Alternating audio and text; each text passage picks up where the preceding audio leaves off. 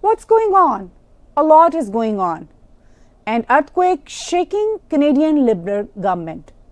The Deputy Prime Minister, Freeland, resigned. And Housing Minister, Sean Fraser, resigned as well. Canada's all premiers gathered in Toronto to counter President-elect Donald Trump's potential tariff to Canada. Why the world is celebrating Islamist victory in Syria.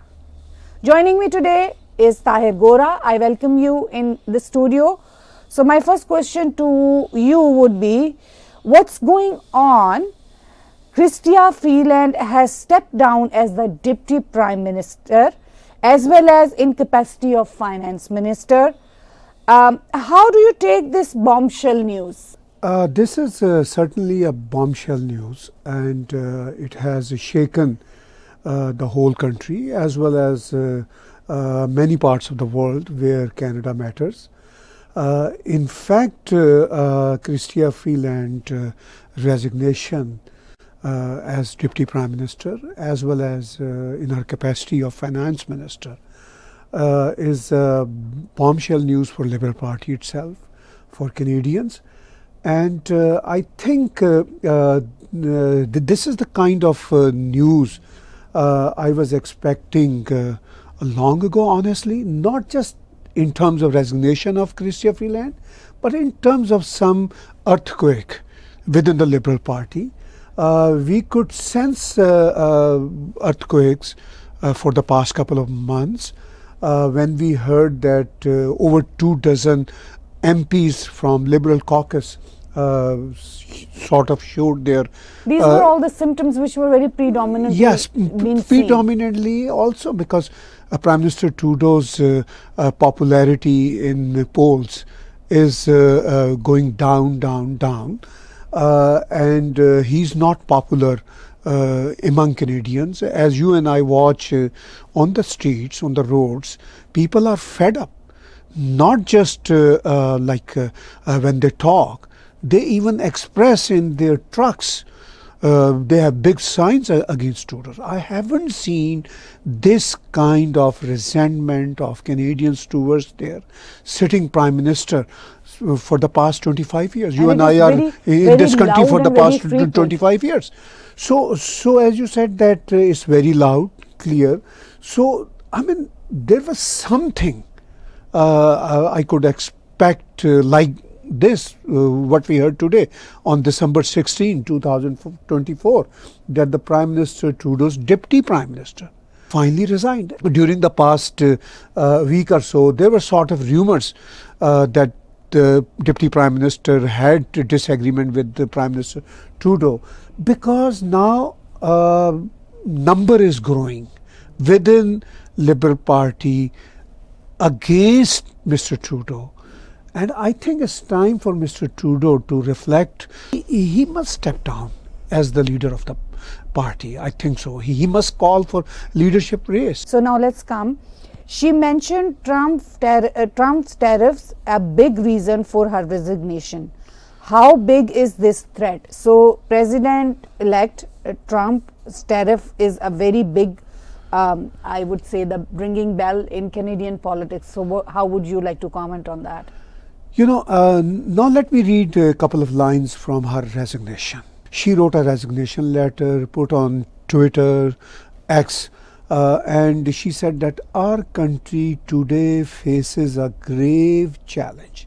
The incoming administration in the United States is pursuing a policy of aggressive economic nationalism, including a threat of 25% tariffs. That means pushing back against America's first economic nationalism with a determined effort to fight for capital and investment and the joys they bring. So she mentioned, this challenge, this threat in her resignation letter. So this resignation letter is very important. This does not only illustrate her differences with the Prime Minister. She clearly said that to be effective, a minister must speak on behalf of Prime Minister and with his full confidence in making your decision. She's addressing to Prime Minister, in making your decision you made clear that I no longer credibly enjoy that confidence and possess the authority that comes with it.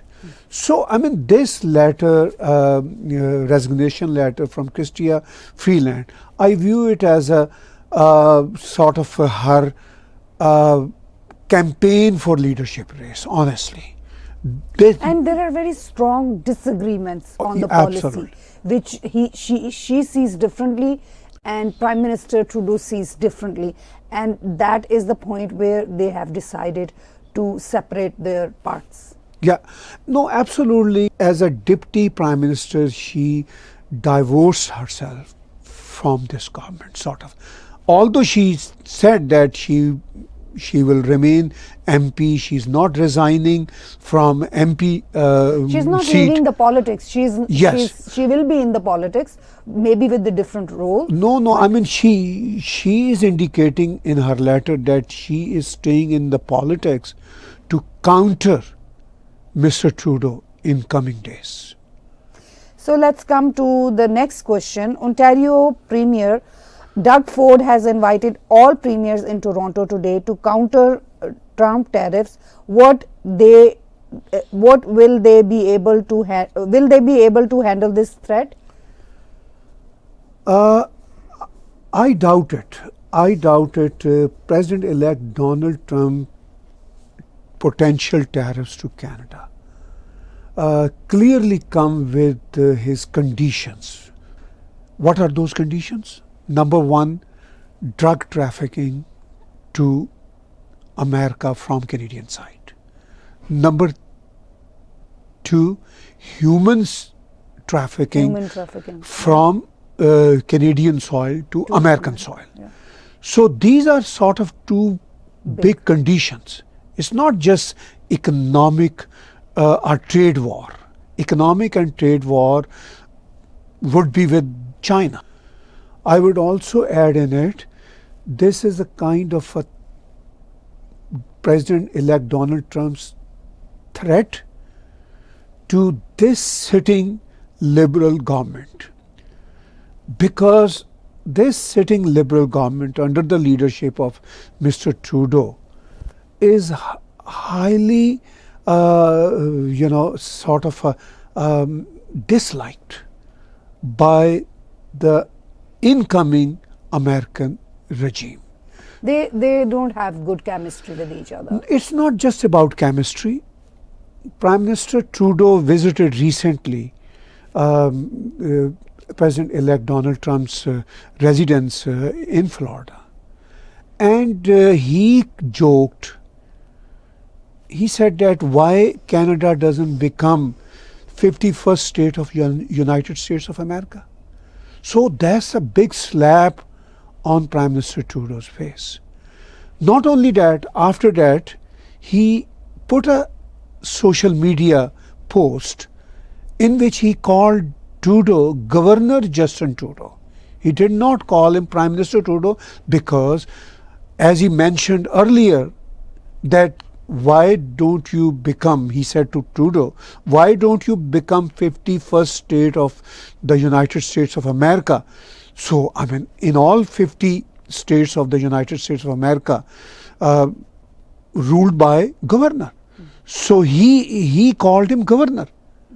So two big slaps on Trudeau's face, and I'm sure Liberal caucus, all Liberal MPs felt the heat, and they realized that as the incoming president of the United States of America, and very popular guy there, Mr. Donald Trump, has so much dislike towards Trudeau, not just because of some personality clashes, because of Trudeau himself is so unpopular in Canada. Because of general, when we talk about the prime ministers or presidents, we always take the policy actions they have taken for the country and where they are going towards. That is the conflicting point among the leaders usually. So let's come back to Chrystia Freeland. As you mentioned also before, would she be running for leadership race if Trudeau allows a leadership race for Liberal Party? It looks like. She hasn't said anything yet regarding that, because Mr. Trudeau is not giving green signal to Liberal Party to hold potential leadership race, because he's not stepping down. And so, I mean, there are already gossips on air that not only Chrystia Freeland, but also our sitting foreign minister at this moment, she might be looking for leadership race candidacy as well. So, but it all depends upon Trudeau's next steps, because Trudeau is sticking to power, and he thinks that being unpopular among Canadians, being unpopular among Liberal caucus would not affect him. He thinks that he would be holding power forever. But she said in a very interesting sentence. She said a very interesting sentence in her letter. She said, inevitably our time in government will come to an end. Yes, it has to, like, I mean, how long can you know? So the decision is like how you want to say goodbye. That is a big question also. Yes. So, so let's come to another point. Housing Minister Sean Fraser also resigned from his ministry. Few other ministers happened to resign in recent months. So what's going on? Like, how would you shed light upon that? What's going on? Yes, a lot going on. Not only Sean Fraser resigned today. Couple months back, Pablo resigned. He was a transport minister. And before that, Philomensa Tadsi, a minister responsible for the Federal Economic Development Agency for Southern Ontario, Northern Affairs Minister, Sports Minister, National Revenue Minister, they all resigned in the past. So it shows that there is a lot going on within Liberal caucus. I mean, about a month ago, I remember there were about over 24 MPs, as I mentioned earlier. They wrote a letter to Trudeau and asked him to step down as the leader of the party. I mean, as that was the first earthquake, I think, yes, towards the bigger picture, where it just started, like one step after another, one step after another. So it was going on since then. Yes, yes. So I think it's gonna be big blow to Prime Minister Trudeau, and I don't know how he would manage situation onwards, but I feel certainly he's not able to keep the confidence, to keep the trust of his full caucus. So it's a very challenging political scenario, and it all depends that how Prime Minister Trudeau handles it, how capable he is politically to have this avalanche of challenges to be handled, right? So let's come to another point, which is, why did our opposition leader Pierre Poilievre call on Jagmeet Singh to cut alliance with Liberal, which is a very, very big deal? It's very important. I heard Pierre Poilievre's speech today after Chrystia Freeland's resignation, he said the only person is a hindrance in early election is Jagmeet Singh. And he's right. Because Canadians, a large number of Canadians, are not on board with Liberal government anymore. Polls clearly suggest he has lost the people confidence. Only one person is a Jagmeet. Jagmeet Singh is a very selfish politician. There is no doubt in it. He is not thinking of Canada. He is not even thinking of his own party, NDP. NDP's popularity has fallen drastically under his leadership. He is very selfish leader, very selfish guy, I would say. He is not considering aspirations of Canadians to have new government earlier than October 2025. Because this government, Liberal government, has lost the confidence of people of Canada. And this is what Chrystia also mentioned. In her resignation. She said that it's the people who actually have the confidence, and when that is, they know when the leader is doing something for them, and then they also know when the track of the things is towards the other direction also. Yes. So Jagmeet Singh, for the sake of his pension, for the sake of his selfish political career, he is the hindrance in between next earlier election and Canadians. But here I have a question.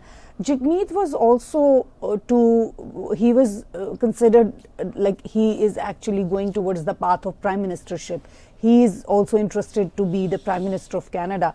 So if it is that way, so what would you like to comment about it? You know, that Prime Ministership, Jagmeet can wish any big dream. No one can stop him. But he knows that his party seats have been fallen down from 50 plus to 20 plus during his leadership. How could he or his supporter even think of having him as Prime Minister? This is just a, wishful thinking. But it could never happen. And Jagmeet's political career, I would say as the leader of the NDP would be over soon, I can tell you. Because the NDP, how long NDP can tolerate a leader who's causing downfall of the party? The leader who's causing downfall of the party. Yeah. How long NDP itself can tolerate it? Yeah. I'm shocked they are tolerating so far. Anyhow, so Jagmeet is kind of Trudeau's best buddy, trying to save his face as well as his own face. But the fate is written on the wall. It's just like a... If the fate is written on the wall, it clearly says now enough is enough, because after resignation of Deputy Prime Minister of Canada from the caucus, it's a very challenging, and also as the Finance Minister, Trudeau must think something about, about Canadians, about future of Canada. But I think he is a very shameless guy, I must say. Okay, let's come to the other point. So what's going on in Syria? That is the question. Why the world is celebrating Islamist victory? G, what would you like to say? Yeah, Islamist victory is very interesting phenomena there, and you are right. It looks like to me the whole world has forgotten about Israel, Hamas, Israel, Iran issues. The whole world got a new sort of a discussion in Middle East, Syria. And all those Islamists who are eventually been successful in terms of creating a government, in terms of controlling Syria, were the forces which were never liked by Western world before. But now Mr. Tony Blinken is greeting them, Islamists. On one hand, Tony Blinken is saying, we don't like ISIS, we'll crush them. On the other hand, ISIS partners are running Syria's new government, and not only United States of America, every Western country is happy or is on the board with those Islamists. This is the one side of the picture. On the other hand, on the other side of the picture, Mr. Bashar al-Assad and his regime were monsters as well. There is no doubt in it. What we are seeing in terms of news coming out from Syria, that everyone is happy about Bashar al-Assad's government gone out. That is fine. But the thing is, how would these Islamist forces with other opposition elements be able to run Syria without violence? Would they be able to handle crisis, many kinds of crisis Syria is facing? So, I mean, I can understand Syrian people's, celebrations towards this victory, because they were fed up of Assad family. The all corruption and the deterioration. So and they were very brutal people. And they my were very next brutal. question is also related to this situation. I would read that so that it will be easy for you to explain and in the depth about how you see the things. Would Syria be stabilized politically and economically? Because politics and economics, these are the two big factors there. Yes, yeah, of course. Politically, it's everywhere, I think. Politically, in Syria, of course, there are so many factions in this government, and they are trying their best with the help of their Western masters to come closer to each other. Otherwise, ideologically, politically, they are far apart from each other. But they are trying their best with the help of their masters. I'm saying it again, to come closer to each other. There is nothing wrong in that, as long as they can contain violence, they can contain other issues. So let's see how they overcome all their challenges. It's soon to say that they will be able to overcome all those challenges. It's too early to predict anything very like in that kind of scenario. I thank you for being with me on this podcast today, and thank you for watching our podcast. We will bring our more podcasts to you as time goes with the current affairs.